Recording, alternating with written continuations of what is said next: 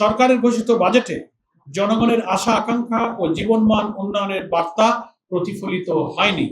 বাংলাদেশকে একটি স্বনির্ভর দুর্নীতিমুক্ত রাষ্ট্র প্রতিষ্ঠা করার রূপরেখাও এই বাজেটে পরিলক্ষিত হয়নি। গতকাল 2026-27 অর্থ বছরের বাজেট পেশ করা হয়েছে, যা বাংলাদেশের ইতিহাসে 55তম জাতীয় বাজেট। জুলাই বিপ্লব পরবর্তী বাংলাদেশে নির্বাচিত সরকারের নিকট একটি জনবান্ধব, সুপরিকল্পিত, দূরদর্শী ও বাস্তবায়নযোগ্য বাজেটই প্রত্যাশা ছিল।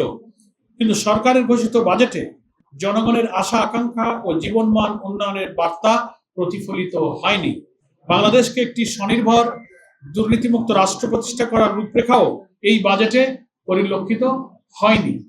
অর্থাৎ আপনি কর প্রশাসন, এন্টি করাপশন কমিশন, কথা বলতে গেলে তো আমাদের আবার সেই জুলাই সনদের ভিত্তিতে গণভোটের রায় বাস্তবায়ন না হওয়ার কারণে এই বাজেট বাস্তবায়নে যে কি পরিমাণ দুর্নীতি হবে, দলীয় কর্মীদের মধ্যে টাকা ভাগবটা লুটপাটের একটা আয়োজন হিসেবে এই বাজেট কিন্তু পরিগণিত হবে। এটার কারণেই আমার মনে হয় যে সরকার গণভোটের গণরায় বাস্তবায়ন করতে যাচ্ছে না।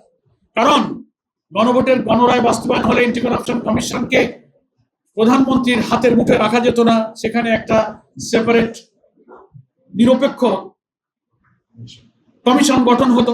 এক্সট্রিম মশার কয়েল প্ল্যান্ট ফাইবার দিয়ে তৈরি, ডেঙ্গু চিকুনগুনিয়া বাহি সহ যে কোনো মশার বিরুদ্ধে দেয় এক্সট্রিম সুরক্ষা। দলীয়করণ মুক্ত প্রশাসন হতো, স্বাধীন দুর্নীতি দমন কমিশন হতো, পাবলিক সার্ভিস কমিশন পিএসসি, সেটা প্রধানমন্ত্রীর ইচ্ছা, রাষ্ট্রপতির ইচ্ছায় হতো। সেখানেও জুলাই সনদে বলা হয়েছিল যে এটাও পজিশন অপোজিশন এবং অন্যান্য অথরিটি দিয়ে আমরা একটা সুন্দর পিএসসি গঠন করব, সেটাও নোট অফ ডিসেন্ট দিয়ে রেখেছে বিএনপি। জুডিশিয়ারি, ইলেকশন কমিশন, এই যে জুলাই সনদের ভিত্তিতে যে গণভোট হলো, হা ভোটে প্রায় 70% লোক হা বলল, যেটা বিএনপি বাস্তবায়ন করতে চায় না। তার কারণ হলো যে এই যে বিশাল অঙ্কের বাজেট, 9,38,000 কোটি টাকার ব্যয়ের বাজেট হবে, এটা কালকে বাজেট প্রতিক্রিয়ায় জামাত ইসলামের পক্ষ থেকে রাজধানীতে মিছিল করে বলা হয়েছে যে আলটিমেটলি বাজেট হবে লুটপাটের বাজেট। এটা জনগণের, জনস্বার্থের, সমাজের প্রান্তিক মানুষের, উৎপাদনমুখী দেশের, স্বল্পোন্নত দেশ থেকে উন্নত দেশে উত্তরণের যে প্রক্রিয়া, এর পথে চূড়ান্ত বাধা হয়ে যাবে এই বাজেটটা।